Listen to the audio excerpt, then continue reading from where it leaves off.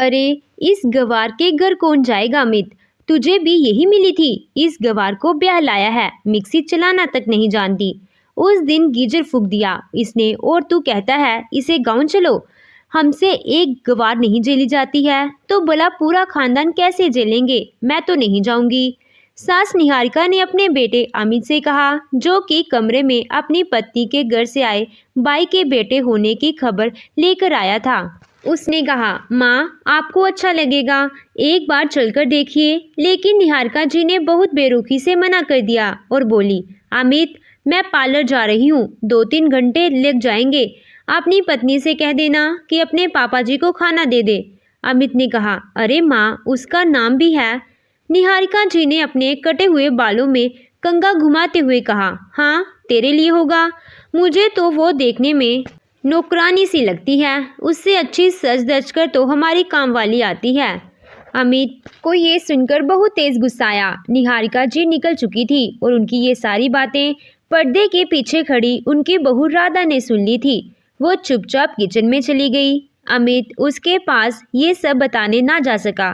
भला किस मुंह से कहता कि उसकी माँ उसके लिए इतने घटिया शब्द बोलती है। राधा किचन में खड़ी रो रही थी। उसे वो 6 महीने पहले वाले पल याद आ रहे थे जब अमित उसके गांव में अपने प्रोजेक्ट के लिए गया था। अमित एक कंस्ट्रक्शन कंपनी में इंजीनियर था और एक कंस्ट्रक्शन के काम के लिए इस गांव में गया था जहां राधा रहती थी। अमित को गांव में एक कमरा रहने के लिए चाहिए था और वो इधर उधर घूमकर कमरा तलाश कर रहा था।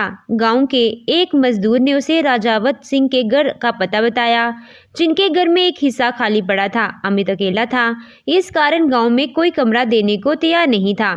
2 दिन से वो टेंट में रात गुजार रहा था। अमित राजावत सिंह के घर जा पहुंचा और बाहर बनी बैठक में बैठ गया। किसी ने अंदर जाकर राजावत सिंह को खबर कर दी थी। वो नाश्ता कर रहे थे और परदेसी को बिठाने के लिए कह दिया था। अमित ने आधा घंटा इंतजार किया।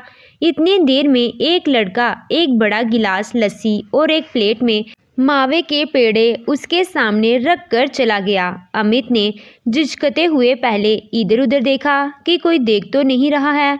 फिर उसने लस्सी का गिलास उठाकर मुंह से लगा लिया। अमित बोल पड़ा, अरे वाह, ऐसी लस्सी तो मैंने कभी नहीं पी। खाने के लिए पेड़ा उठा ही रहा था कि उसे किसी के हंसने की आवाज़ आई। उसने दरवाजे पर देखा तो पीला दुपट्टा लहराता दिखाई दिया। वो उठकर देखने चला तो वहाँ कोई नहीं था। कुछ देर बाद राजावत सिंह वहाँ पहुँचे। गांव के अच्छे रसूल वाले व्यक्ति थे और सारा गांव उनका सम्मान करता था। वो पढ़े लिखे लोगों का बहुत सम्मान करते थे। अमित इंजीनियर था तो खुशी से मिलने आगे बैठते हुए कहा, बताइए इंजीनियर साहब, क्या सेवा कर सकते हैं आपकी? अमित ने कहा, अरे नहीं नहीं, कोई सेवा नहीं। उन्होंने फिर से कहा, सेवा नहीं तो फिर क्या काम आन पड़ा? अमित ने झिझकते हुए कहा, मुझे रहने के लिए एक कमरा चाहिए। गांव तक आने वाली सड़क को हाईवे से जोड़ा जाएगा, जिससे गांव के लोगों का समय शहर आने में कम लगेगा। 6 महीने का प्रोजेक्ट है, तब तक टेंट में तो नहीं रह सकता। राजावत जी ने कहा, सही बात है इंजीनियर साहब, आप इतने पढ़े लिखे कोई मजदूर थोड़े हैं जो टेंट में रह लेंगे। अमित ने कहा, आसपास कोई कमरा मिल जाता तो। अमित हंसकर बीच में ही रुक गया था। राजावत जी ने आवाज़ लगाई, अरे ज़रा हुक्का बनाओ।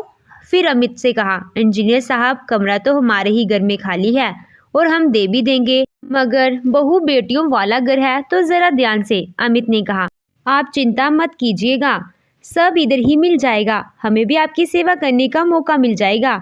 कमरा काफ़ी ठंडा था और अलमारी भी बनी थी। अमित ने कहा, मैं सामान लेकर शाम से ही आ जाता हूँ। अमित चला गया और शाम को आ गया। 7 बजे तक अमित आया और उसने अपना सामान रख दिया। जब तक राजावत सिंह ने कमरे में पंखा और बेड लगवा दिया था।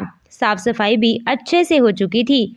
कमरे के साथ ही बाहर बाथरूम बना था। अमित ने सामान रखा और बेड पर बैठकर देखने लगा। कमरे के आगे बड़ा सा आंगन था और दूर से ही घर का मेन गेट नजर आता था। कमरे के बाईं ओर एक बरामदा था जिसके चारों ओर कमरे बने थे, लेकिन वो इस घर का दूसरा हिस्सा था। अमित ने दरवाजे से खड़े होकर पूरे घर पर नजर डाली और आंगन में लगे नीम के पेड़ पर पड़े झूले को देखा। सोचने लगा, ये किसके लिए होगा? कोई बच्चा तो नजर नहीं आता। अमित सोचता हुआ कमरे के अंदर चला गया और कपड़े बदलकर मुंह हाथ धोने बाहर आ गया। रजावत सिंह ने जैसे ही उन्हें देखा तो कहा, अरे इंजीनियर साहब, आ गए आप। अभी आपके लिए चाय भिजवा देता हूँ, अब से रोज चाय आ जाएगी। रजावत जी जा चुके थे और अमित अलमारी खोलकर उसमें कपड़े रखने लगा था कि तभी से कोई आहट हुई तो मुड़कर देखा। वही पीला दुपट्टा लहराता दिखाई दिया। पीछे से देखा तो एक लड़की भागती दिखाई दी। पीछे से लंबी चोटी के सिवा कुछ दिखाई ही न दिया। अमित उसके बारे में सोचता हुआ अंदर आ गया और चाय पीने लगा। चाय पीकर वो थकान के कारण चूर हो गया था। 1 घंटा सोने के बाद उठकर उसका फ़ोन बजा तो अमित की आंख खुल गई। अमित ने फ़ोन उठाकर कहा, हाँ मॉम बोलो। उधर से उसकी माँ निहारिका जी की आवाज़ आई, अरे बोलो क्या होता है? माँ की याद ही नहीं आती है तुझे? अमित ने कहा, मॉम मैंने आपको फ़ोन किया था लेकिन आपने फ़ोन नहीं उठाया। निहारिका जी ने कहा, अरे हाँ, उस टाइम तो मैं अपनी फ्रेंड्स के साथ पार्लर में बैठी थी, मैनिक्योर करवा रही थी और फेस पर फेशियल हो रहा था, तो बात कैसे करती? अमित हंस दिया और बोला, मेरी फैशनेबल माँ, आप बहू लाने के दिन है और तुम खुद ही पार्लर के चक्कर काटती हो। निहारिका ने कहा, हाँ तो सास क्या पार्लर नहीं जाती? मैं तो अपनी ही तरफ फैशनेबल बहू लेकर आऊंगी तेरे लिए। अमित ने झट से हंसकर कहा, मॉम मुझे तो सिंपल और प्यारी लड़की चाहिए। तभी दरवाजे पर खड़े रजावत सिंह की आवाज़ आई तो अमित ने बात में बात करता हूँ कहकर फ़ोन काट दिया। रजावत सिंह ने हंसकर अंदर आते हुए कहा, इंजीनियर साहब आपको तो लड़की भी साधारण चाहिए। अरे सो देकर एक को हाँ कीजिएगा, आप भी आखिर इंजीनियर हैं। अमित हंस दिया था। उसके बाद रजावत सिंह ने कहा, कुछ देर बाद खाना खाने आ जाइए, आज आपके लिए स्पेशल खाना बनवाया है। अमित कुछ देर में उस बरामदे की तरफ चला गया। रजावत सिंह उसे देखते ही अंदर ले गए और खाने के टेबल पर बैठा दिया। अंदर के ठाट बाट देखकर अमित हैरान था। ये घर गांव की लग ही नहीं रहा था। आलीशान झूमर और शानदार पर्दों की सजावट, ऊपर से डाइनिंग टेबल। गांव में तो लोग नीचे बैठकर खाना खाते हैं। यही बात अमित के मुंह से निकल गई। उसने कहा, गांव में भी कितना कुछ बदल गया है, अब कोई नीचे चूल्हे के पास बैठकर नहीं खाता। कितना सुकून होता है उस खाने में। रजावत ने हंसते हुए कहा, अरे हम भी वहीं बैठकर खाते हैं, हमें तो लगा कि आप वहाँ कहाँ बैठ पाएंगे तो यहाँ खाने को मेज पर ले आए। सच कहें तो हमको भी ये अंग्रेजी चाल चलन पसंद नहीं, लेकिन आजकल दिखावे को दुनिया है, बस उसी के लिए रखी है ये मेज। चलिए अंदर। रजावत जी अमित को लेकर किचन में चले गए। यहाँ आज गैस छोड़कर चूल्हे पर खाना बन रहा था। नीचे बैठने के लिए चटाई बिछा दी और सामने खाने के लिए चौकी पर थाली रखी थी। अमित खुशी से वहां बैठ गया। चूल्हे पर जो खाना बना रही थी उसकी ओर इशारा करके रजावत जी ने कहा, ये हमारी धर्मपत्नी है। तभी एक लड़की आई और उसने दोनों को थाली में खाना परोसना शुरू कर दिया। वही पीले सूट वाली लड़की। अमित उसे देखता ही रह गया। वो भी नीचे नजर झुकाकर अमित को देख रही थी। अमित अब इसे ध्यान से देख रहा था जिसे वो सबके सामने से देखना चाहता था। रजावत जी ने कहा, ये हमारी बहन है राधा। ये बीकॉम सेकेंड ईयर की पढ़ाई कर रही है, कंप्यूटर भी जानती है और बहुत गुणी और समझदार है मेरी बहन।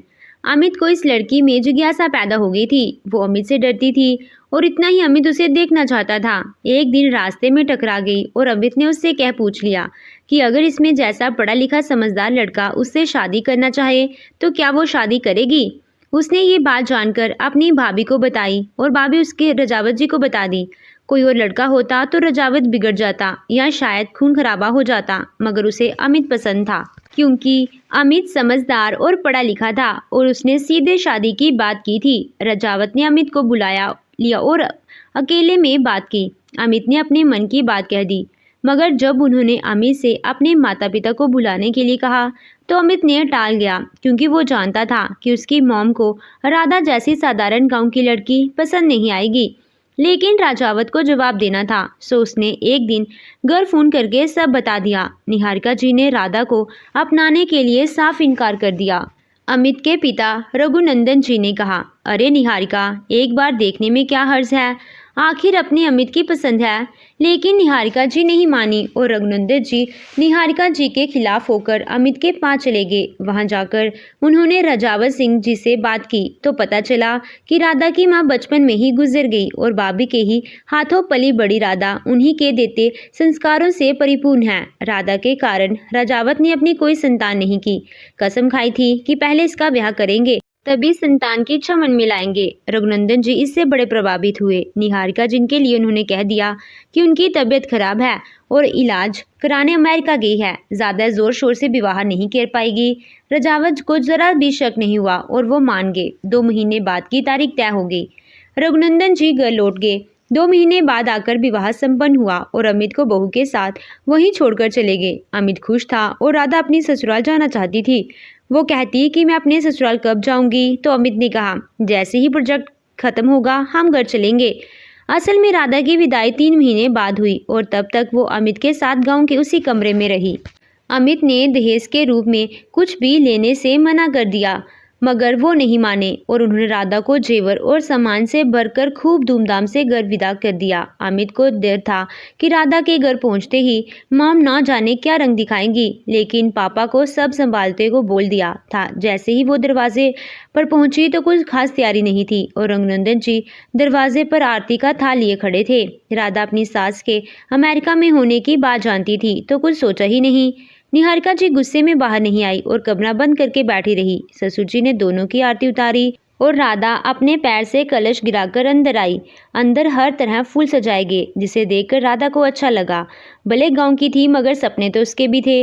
अमित ने उसे अपने कमरे में बैठा दिया। राधा बैठकर अमित के कमरे को ध्यान से देख रही थी और अमित के बचपन को तस्वीरें देखकर मुस्कुरा भी रही थी। अमित ने कुछ घंटों बाद उसके पास बैठते हुए कहा, राधा मुझे तुम्हें कुछ बताना है। राधा हैरानी से देखने लगी और बोली, जी कहिए। अमित ने अपनी मॉम के बारे में बताकर कहा, राधा मैंने तुमसे झूठ बोला, मुझे माफ़ कर दो, लेकिन वो हमारी शादी नहीं होने देती और मुझे पत्नी के रूप में तुम ही चाहिए थी। तुम्हें पाने के लिए ही मैंने ये झूठ बोला, लेकिन पापा मेरे साथ थे। राधा ने कहा, कोई बात नहीं, मम्मी को भी हम मना लेंगे। अमित ने कहा, राधा इतना आसान नहीं है, मेरी मॉम नए ज़माने की हैं, अभी तुम मिली नहीं हो ना। खैर वो नहीं मानी तो तुम चिंता मत करना, मैं तुम्हें लेकर यहाँ से चला जाऊँगा। एक ही घर में रहकर भी 2 दिन तक राधा और उसकी सास का आमना सामना नहीं हुआ। अमित तीसरे दिन उसे दोपहर में पापा के साथ राधा को उनके पास ले गया। रघुनंदन जी उन्हें पहले समझा चुके थे कि उस पर नाराज मत होना, अब वो बहू है, अगर तुम्हें बात नहीं करनी है तो मत करना, मगर कुछ बोलना नहीं। निहारिका के कमरे में जाते ही राधा उन्हें देखकर थोड़ा सा डर गई। इतनी मॉडर्न सास देखकर अब उसके हाथ पैर कांप रहे थे। ने अटकटे हुए बाल, चेहरे पर मेकअप और मॉडर्न स्लीवलेस कपड़े देखकर राधा को खुद में अजीब लगने लगा। वो तो साड़ी में घूंघट डालकर आई थी। अमित ने इशारा किया पैर छूने का तो उसने झुककर पैर छुए, लेकिन निहारिका जी ने पैर दूसरी तरफ खिसका लिए और कहा, बस बस, ये सब नाटक को जरूरत नहीं है। तुम गाँव वाली लड़कियों ये सब करके शहर के लड़कों को पटा लेती हो। इसको तो पटा लिया मगर मैं नहीं पटने वाली, समझी। निहारिका ने ये शब्द बिना राधा को देखे ही जल्दी जल्दी बोल दिए। रघुनंदन जी ने आंखें दिखाई तो कहीं जाकर चुप हुई, मगर इतने शब्दों में ही बहुत कुछ कह चुकी थी। अमित राधा का हाथ पकड़कर वहां से ले गया। उसने कहा, अब से मॉम तुम्हें सामने दिखाई भी दे तो भी तुम उनके पैर नहीं छुओगी। उन्हें संस्कारों की कदर नहीं है ना, तो छोड़ो, तुम भी पड़े रहने दो उन्हें उनकी फैशनेबल लाइफ में। अब रोज राधा घर संभालती और घर के सारे काम अच्छे तरीके से करती। रघुनंदन जी तो ऐसी बहू पाकर खुश थे। निहारिका जी जब जब किचन में आती तभी उन्हें राधा दिखाई देती। वो कभी नाश्ता पूछती तो कभी खाना। वो मुंह बनाकर खाना लेकर चली जाती और कहती, ये कैसा खाना बनाया है, कितना तेल है इसमें, कितने मसाले हैं इसमें, ये तो हमें बीमार करके छोड़ेगी। रघुनंदन जी कहते, निहारिका तुम खामहा राधा में कमी निकालती हो, बल्कि तुमने आज तक ऐसा स्वादिष्ट खाना नहीं बनाया। शुक्र करो इस घर में ऐसी बहू आई है, तुम्हारे भाग्य खुल गए हैं। लेकिन तुम्हें कहाँ कदर होगी इस बात की। निहारिका जी ने कहा, मैं इसकी तरह गांव से नहीं बल्कि हाई सोसाइटी में रहने वाले परिवार से हूँ, जहाँ चाय नहीं महंगी कॉफ़ी पी जाती है। इसका मेरा कोई मुकाबला नहीं। आपके अपने मायके का घमंड दिखाने वाली, बात बात पर अपने रीस मायके की दोस्त दिखाने वाली निहारिका जी आए दिन राधा को नीचा दिखाती रहती थी। राधा ने कभी अमित से कुछ ना कहा और रघुनंदन जी भी खामोश रहे। राधा को बस मुस्कुराकर इशारा कर देते और राधा मुस्कुराकर रह जाती। इसे लगता है कि आखिर पति और ससुर जी को साथ ही हैं। राधा के घर से तो सामान आया, निहारिका ने उसकी तरफ नजर भी नहीं डाली और कहा, कब तक ये कबाड़ बाहर पड़ा रहेगा। और राधा के मायके से आए सारे सामान को उसके कमरे में रखने के लिए कह देती है। लोकल सामान अपने कमरे में रखो, मेरे घर का ढंग ही बिगड़ कर रख दिया है। अमित को बुरा लगता मगर राधा इसे शांत करा देती। अमित ने कहा, राधा मेरी गलती को तुम सहन क्यों कर रही हो? चली ना, हम अकेले रहते हैं, मॉम के ताने सुनने को नहीं मिलेंगे तुम्हें, कम से कम तुम मुस्कुरा सकोगी।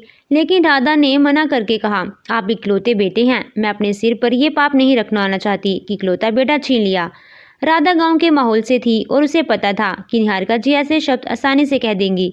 कुछ दिन बाद सर्दियां आ गई तो राधा के नहाने के लिए गैस पर पानी उबलने रखा। उसने अमित से कहा, आज ठंडे पानी से नहाया ना जाएगा, गैस और गर्म होने पर रख दिया है, तब तक इंतजार करना पड़ेगा। अमित ने कहा, अरे गीजर के होते तुम गर्म क्यों करने लगी? बस एक बटन ही तो दबाना था। राधा को कुछ पता ही नहीं था तो अमित से पूछकर गीजर का बटन ऑन करने चली गई। सास ने सुन लिया था तो उसने वहीं आकर कहा, तेरी औकात ही कहाँ गीजर के पानी में नहाने की, और जब चलाना नहीं आता तो चलाने क्यों आई? गांव की गवार, तुझे गीजर का ही नहीं पता, दुनिया कहाँ से कहाँ चली गई है। अरे खूबसूरत होने से सब कुछ नहीं होता, दिमाग भी चाहिए, वो एक गवार में कहाँ से आएगा। राधा को बहुत शर्मिंदगी हुई और अमित को इस बात का पता ही नहीं चला, ना ही राधा ने उसे बताया। निहारिका जी बड़बड़ाती हुई अपने कमरे में चली गई। ये अमित भी उसको ले आया, किसी दिन सबके सामने हमारी बेइज्जती करवा देगी। राधा को घर में आने के बाद एक एक बात जिल्लत का सपना करना पड़ा। शुरू की बात थी जब अमित ने राधा से कहा, राधा मुझे जरा आरओ में से पानी लाकर दे दो। वो किचन में जाकर इधर उधर देखती रही। काफी देर बाद अमित ने जाकर कहा, इधर उधर क्या देख रही हो राधा? राधा नजर नीचे करके बोली, आरओ का पानी मुझे नहीं मालूम। तब अमित ने मुस्कुराकर उसे वाटर फिल्टर दिखलाया तो राधा बोली, ओ मुझे फिल्टर पानी तो पता है, लेकिन वो दिखता कैसा था ये नहीं पता था। अमित, मैं धीरे धीरे सब समझ लूंगी। अमित ने इसके गाल पर हाथ रखा और बाहर आ गया। किचन से बाहर आया तो निहारिका जी ने कहा, अरे अपनी गंवार बीबी को आरो नहीं समझाया अमित? बेचारी गंवार है ना, उसको क्या पता, उसे तो गांव का हाथ से खींचने वाला नल ही पता होगा ना, बिल्कुल कुएं का पता होगा। गड़ा लेकर रोज बनने जाती भी होगी, वहीं से तुझे देख लिया होगा और डोरे डाल दिए। निहारिका जी कोई मौका नहीं छोड़ती थी। अमित चिल्लाया, मॉम आप राधा को बख्श दीजिए, अगर वो सीधी सादी लड़की है तो इसमें गलत क्या है? इल्ज़ाम लगाने का कोई मौका नहीं छोड़ती हो। निहारिका जी उठकर पैर पटकती हुई कमरे में चली गई और अपने पति से बड़बड़ाते हुए कहने लगी, ये आपका बेटा तो जोरू का गुलाम हो गया है। ये गांव की सीधी सादी लड़की नहीं, कोई जादू करनी है। मेरे हाथों पला बड़ा मेरा बेटा कुछ दिन में ही इसके पीछे पीछे घूमने लगा है, मेरी एक बात भी नहीं सुनता। रघुनंदन जी ने कहा, निहारिका ये कोई जादू टोना नहीं है, बल्कि इस लड़की का अच्छा और साफ मन ही सबको अपनी ओर खींच लेता है। कमी क्या है उसमें जो तुम उसे कभी बिना सुनाए जाने नहीं देती हो? अरे अब भी कह रहा हूँ, अपना लो इसको, वरना बहुत पछताओगी जब अमित घर छोड़कर चला जाएगा। निहारिका जी ने रोते हुए कहा, आप भी मुझे ही कहने लगे। अरे मेरे भी अरमान थे, आप दोनों ने मिलकर सब कुचल दिए। कितनी हाई फाई शादी करना चाहती थी मैं अमित की, और आपने क्या किया? रघुनंदन जी अपनी पत्नी को समझाते हुए कहते हैं, कोई बात नहीं निहारिका, अभी नई नई इस घर में आई है, धीरे धीरे घर का माहौल और हम सबको समझ जाएगी। थोड़ा उसको हमारे घर के माहौल के हिसाब से एडजस्ट होने का समय दो। अशोक जी के समझाने पर निहारिका जी इस वक्त के लिए समझ गई, लेकिन फिर भी अपनी हरकतों से बाज नहीं आती हैं। उन्हें जब भी मौका मिलता वह राधा को गंवार कहकर अपने लाइफस्टाइल की दोस्त दिखा ही देती थी। एक दिन राधा मिक्सी में चटनी पीस रही थी। अचानक से मिक्सी का जार खुल गया और चटनी पूरी रसोई में छिड़क गई। निहारिका जी चिल्लाती हुई आई और कहा, तुमसे किसने कहा था मिक्सी को हाथ लगाने के लिए? अरे जब इस्तेमाल करना नहीं आता तो हाथ क्यों लगाती हो? क्या हाल किया है किचन का? अब ये सब कौन साफ करेगा? तुझे तो सिलबट्टे पर चटनी पीसने की आदत होगी। ये नालायक अमित कबाड़ ही उठाया, जाने कौन आदिवासी लड़की है ये। राधा ने कहा, मम्मी जी जार ही ठीक से बंद नहीं हो पाया, इसीलिए इन करते ही खुल गया, नहीं तो मिक्सी तो हमारे घर भी है। निहारिका जी कहती, अरे तुम्हारे गांव में लाइट ही कितना आती होगी जो मिक्सी चलती होगी, वहाँ झुग्गी झोंपड़ी में लाइट कहाँ होती है। निहारिका ने उसे फिर से नीचा दिखाया था और राधा ने कुछ नहीं किया था।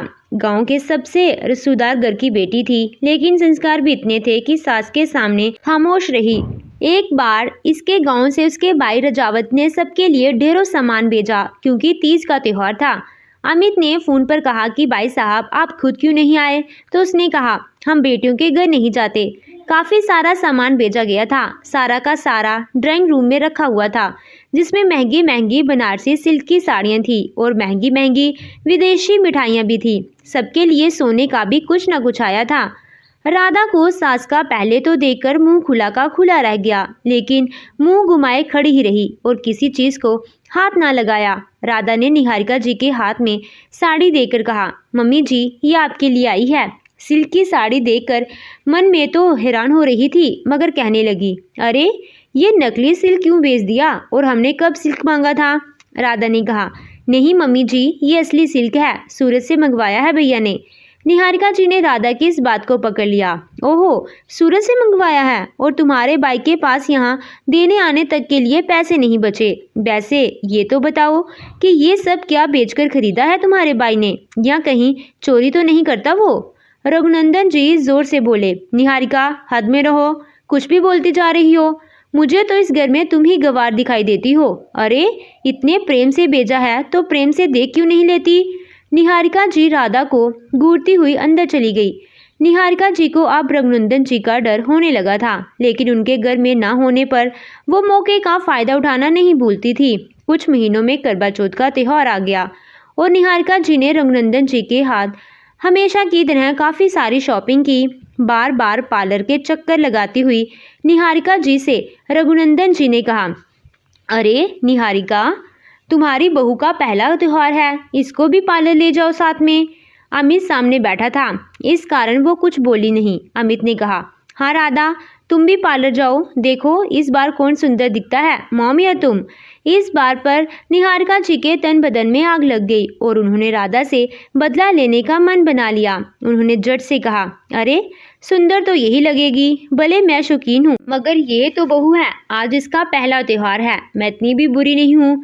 चलो राधा मेरे साथ चलो, देखना आज शहर में कैसे सजते हैं। निहारिका जी उसको पार्लर में ले गई। आज पार्लर वाली के सामने बैठा दिया, उससे कहा, इसको अच्छे से तैयार कर दो, उसके पहले एक फेशियल कर दो। ब्यूटिशियन राधा के चेहरे पर तरह तरह की क्रीम लगाने लगी। उसने कहा, वैसे आप तो ऐसे भी सुंदर हैं, मेकअप से तो ज़्यादा सुंदर हो जाएगी। निहारिका जी अंदर से चिढ़ रही थी, लेकिन ऊपर से मुस्कुरा रही थी। जैसे ही वो राधा के चेहरे पर ब्लीच लगाने लगी तो उसका फ़ोन बज गया और उसने मुड़कर अपना फ़ोन उठाया। इतने में निहारिका जी ने ब्लीच में एक्टिवेटर मिला दिया। ब्यूटिशियन जैसे ही वापस उनकी तरफ मुड़ी तो वो पीछे हट गई। उसने जल्दी से राधा के चेहरे पर ब्लीच लगा दी। कुछ देर के बाद के चेहरे पर जलन होने लगी। जब राधा सह ना पाई तो उसने इसकी शिकायत की तो ब्यूटिशियन ने कहा, अरे थोड़ी तो जलन होती ही है, कुछ नहीं होगा। लेकिन कुछ देर में जलन आसानी हो गई और राधा उठ खड़ी हुई। ऐसे लग रहा था कि उसके चेहरे पर किसी ने तेजाब डाल दिया हो। उसने जल्दी से जाकर मुंह धो डाला और जैसे उसने टॉवल से मुंह पोंछा तो देखा कि चाहते हुए फोड़े जैसे निकलते शुरू हो गए थे। राधा रोने लगी और निहारिका जी भी ब्यूटिशियन को डांटने का नाटक करने लगी। आइस क्यूब भी लगाई, मगर कोई फायदा न हुआ। राधा ने कहा, मम्मी मुझे घर जाना है। निहारिका जी मन ही मन हंसती हुई उसे घर लेकर आ गई। अमित उसे रोते देखकर डर गया और जल्दी से डॉक्टर के पास लेकर गया। डॉक्टर ने बताया कि ये ब्लीच में एक्टिवेटर की ज़्यादा मात्रा हो गई है। उसने चेहरे पर लगाने के लिए दवाई दे दी और अमित उसे लेकर घर चला गया। अमित को शक था कि उसमें निहारिका जी का हाथ है, लेकिन भला पता कैसे चलता। राधा का पहला करवा चौथ इस तरह निहारिका जी ने खराब कर दिया था। रघुनंदन जी ने कहा, मुझे तुम पर क्यों शक हो रहा है निहारिका? आज जब तुम इस तरह बड़ा दिल दिखाकर इसे साथ ले गई तो मुझे अजीब लगा, क्योंकि तुम तो उससे तुलना करती हो अपनी। आज अच्छी सास कैसे बन गई अचानक, ये समझ नहीं आया। कहीं तुमने ही तो। निहारिका जी ने कहा, अरे हर बात का इल्ज़ाम मुझ पर मत लगाओ। तुम्हारी बहू कोई अंग्रेज नहीं बल्कि एक गवारन है, क्या पता इसने ही कुछ किया हो। रघुनंदन जी ने आगे कुछ नहीं कहा। त्योहार का दिन था और वो माहौल बिगाड़ना नहीं चाहते थे। राधा को अमित ने सुंदर सदी लाकर दी, जिससे पहनकर वो दुल्हन सी लग रही थी। पूजा के बाद अमित ने उसे एक सोने का नेकलेस दिया, जिसे देखकर निहारिका जी जल बुन गई। मन में सोचने लगी, पता नहीं क्या कर दिया है इसने अमित पर। उधर राधा भी भाभी प्रेग्नेंट थी और कुछ दिन में खुशखबरी आने ही वाली थी। राधा बहुत खुश थी क्योंकि उसके भाई ने उसके कारण संतान के बारे में भी नहीं सोचा था। अब इतने सालों बाद उनके यहाँ खुशी आने वाली थी और वो बुआ बनने वाली थी। अमित से रोज आने के बारे में बात करती थी, क्या क्या लेकर जाएगी, बुआ के तौर पर भाभी को क्या क्या देगी। अमित कहता, अरे राधा, तुम जो चाहोगी हो जाएगा, बस तुम खुश रहो और ऐसे ही खुश रहा करो। निहारिका जी को ये सब पता चला तो मन में कहने लगी, अब फिर से मेरे बेटे को इस जुग्गी में ले जाने के लिए तैयार है ये गवार। एक दिन खुशखबरी आ ही गई। रजावत सिंगारा यहाँ बेटा पैदा हुआ था। निहारिका जी मॉडर्न होते हुए भी लड़का होने की खबर से विचलित हो गई। अमित ने अपने पापा से कहा, पापा, माँ को भी तो ले चलना पड़ेगा। रघुनंदन जी ने कहा, बेटा मैं मना लूंगा उसको, तुम फिक्र मत करो, अपने घर की बेइज्जती नहीं होने दूंगा। निहारिका जी के सामने जैसे ही ये बात रखी गई कि राधा के गांव सभी को जाना है तो उन्होंने घर में हंगामा कर दिया। रघुनंदन जी ने कहा, अरे तुम्हारा समधियाना है, नसीब वाले को ऐसी समधी मिलते हैं, और वो तो राधा का भाई है, वो तुम्हारे बेटे बराबर है। निहारिका जी ने कहा, मुझे उस गांव में कदम भी नहीं रखना, जाने किस झुग्गी झोपड़ी से आई है। इस गवार के घर जाकर मैं अपना स्टेटस खराब नहीं करना चाहती। अमीर ने जोर से चिल्लाकर कहा, ठीक है, मत जाइए आप अगर किसी को इज्जत नहीं दे सकती तो उसका अपमान करने का भी आपको कोई हक नहीं है। मैं राधा के साथ रहा हूँ, यहाँ अब कभी नहीं आऊँगा। अमित ने निहारिका जी से गुस्से में कह दिया और राधा से भी कहा, राधा अपना सारा सामान पैक कर लो, हम यहाँ से जा रहे हैं, अब से कहीं और जाकर रहेंगे, और तुम चिंता मत करो, हम भैया के यहाँ ज़रूर जाएंगे और पापा भी आएंगे। रघुनंदन जी ने कहा, मैं तो ज़रूर जाऊँगा, भले कोई आए या ना आए। राधा रोती हुई कमरे में चली गई। अमित के बार बार कहने और उससे सामान पैक करना शुरू कर दिया। निहारिका जी ये सब देखकर दंग थी, मन ही मन ये सब देखकर कुट भी रही थी। रघुनंदन जी ने आकर समझाते हुए कहा, निहारिका, एक बार चलकर तो देखो, अरे अपने बेटे के लिए ही चलो, अगर अब तुम नहीं गई तो तुम्हारा बेटा घर छोड़कर चला जाएगा, क्या तुम्हें ये मंजूर है। निहारिका जी सारी रात सोचती रही और अमित सुबह घर छोड़ने के बारे में सोचता रहा। सुबह जैसे ही अमित ने कमरे से सामान बाहर निकालकर रखना शुरू किया तो निहारिका जी से देखा ना गया और वो रोने लगी। उन्होंने कहा, अमित, मैं चलने को तैयार हूँ। राधा ये सुनते ही मुस्कुरा उठी, लेकिन ये नहीं जानती थी कि निहारिका जी ये सिर्फ अमित के लिए कर रही हैं। अब घर में जाने की तैयारियां होने लगी। राधा अपने भतीजे के लिए सुंदर सुंदर कपड़े लेकर आई और निहारिका जी ने ये कहकर उन्हें देकर कह दिया कि हमारे घर की बेइज्जती करवाओगी क्या, हम ब्रांडेड देते हैं और ब्रांडेड ही पहनते हैं। लेकिन अगले ही पल बोली, अरे अगर झुग्गी झोपड़ी वालों को ब्रांडेड का कहाँ पता होता है, चलो छोड़ो, उनके लिए यही सही है, बेकार में अपना खर्चा क्यों करना, पता नहीं मैं कैसे करूँगी, वहाँ तो टॉयलेट भी नहीं होगा और एसी भी नहीं होगा। अमित ने कहा, माँ ऐसा कुछ नहीं है, आप जानती नहीं अभी राधा के घर को। निहारिका जी ने कहा, मुझे जानना भी नहीं है, मैं बस तेरे कारण जा रही हूँ, वरना गांव में जाना मेरी शान के खिलाफ है। राधा ने बच्चे के लिए एक सोने की चैन बनवा ली थी और साथ ही अपने भतीजे को देने के लिए एक लकड़ी का बहुत सुंदर झूला भी बनवाया था। निहारिका जी को ये सब ओल्ड फैशन लग रहा था। उन्होंने ये सब कुछ अपने मायके में कभी नहीं देखा था, क्योंकि उनके यहाँ तो ये सब कुछ नहीं होता था। उन्होंने कहा, अरे झुग्गी वालों के लिए इतना ज़्यादा करने की क्या ज़रूरत है, और फिर मायके वाले तो हमेशा देते हैं, मैंने तो कभी अपने मायके में यहाँ से कुछ जाते हुए नहीं देखा। मैं तो ये सोच रही हूँ कि वहाँ हमारे लिए क्या ही व्यवस्था होगी, मैं तो उधर ही रह पाऊँगी, ना तो गाँव से ढंग से लाइट आती है, ना कोई व्यवस्था होती है। राधा से कुछ न कहा, वो जानती थी कि अपनी सास से कुछ भी कहना आग में कूदने के बराबर है। निहारिका जी उल्टा यही कहती कि अपने मायके के गुणगान कर रही है, इसीलिए राधा ने कभी घर के बारे में नहीं बताया, और अमित ने कहना भी चाहा तो वो सुनने को ही तैयार न हुई। आखिरकार वह दिन भी आ गया जब राधा पूरे धूमधाम के साथ अपने मायके विदाई लेकर गई। सास निहारिका जी और ससुर रघुनंदन जी साथ ही थे। जैसे ही वह अपने मायके के गांव में पहुंची तो देखा गांव के बाहर ही ढोल नगाड़ों के साथ उनका स्वागत किया गया। पूरे गांव में शोर मच गया कि राधा बिटिया आ गई, क्योंकि वो शादी के बाद भी पहली बार अमित के साथ घर आई थी। परिवार के सारे लोग गांव के बाहर खड़े होकर राधा और अमित के परिवार सहित स्वागत करने लगे। सब फूल बरसा रहे थे और माला पहरा रहे थे। निहारिका जी ने तो इस सब की कल्पना भी ना की थी। निहारिका जी के उसके भाई ने पैर छूकर कहा, धन्य बाग हमारे जो माताजी आप हमारे घर आई। रघुनंदन जी, निहारिका जी और उनके बहू बेटे का खूब धूमधाम से स्वागत हो रहा था। खूब ढूंढ नगाड़े बज रहे थे और चारों तरफ से फूलों की बारिश हो रही थी। राधा के मायके के सभी बच्चे नाच रहे थे और खुशियां मनाई जा रही थी।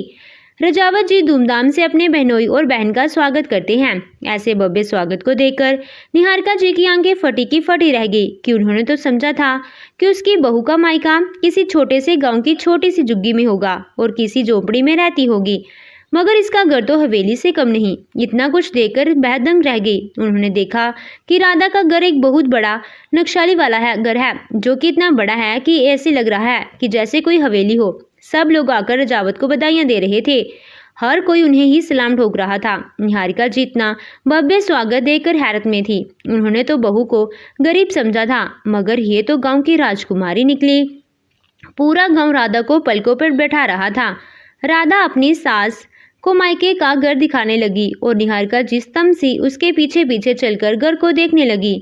सारे कमरों में एसी लगा था। हर कमरे की छत में बढ़िया महंगे झूमर टंगे थे। नक्काशीदार डाइनिंग टेबल भी बाहर किसे मंगवाया गया था। इतना शानदार घर देखकर निहारिका जी के होश उड़ चुके थे। उनका घर तो इसका आधा भी नहीं था, बल्कि एक छोटा सा फ्लैट ही तो था।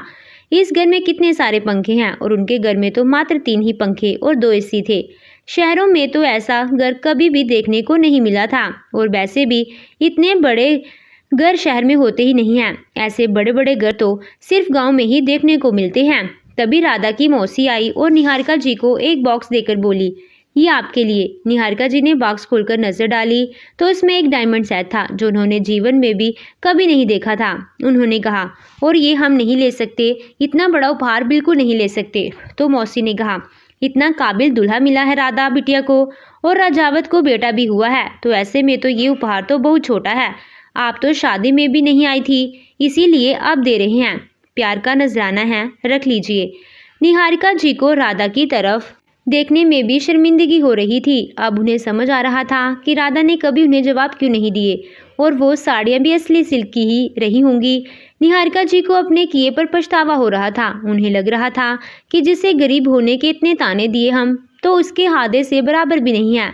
इस लड़की राधा का दिल कितना बड़ा है कि इसने कभी कुछ नहीं कहा और हमेशा मेरा सम्मान करती रही। कभी इसने अपने मायके का घमंड नहीं दिखाया, लेकिन मैंने तो बात बात पर इसको अपने स्टेटस की दोस्त दिखाई। अपनी बहू के मायके को देखकर आज उन्हें अपना मायका भी फीका लग रहा था, जिनके हाई स्टेटस की वो बातें किया करती थी, इधर राधा को सुनाती रहती थी। अब निहारिका जी को बार बार वही बातें याद आ रही थी जब उसने अपनी राधा को नीचा दिखाया था, झुग्गी झोपड़ी वाली कहा था और जादू टोना करने वाली कहा था।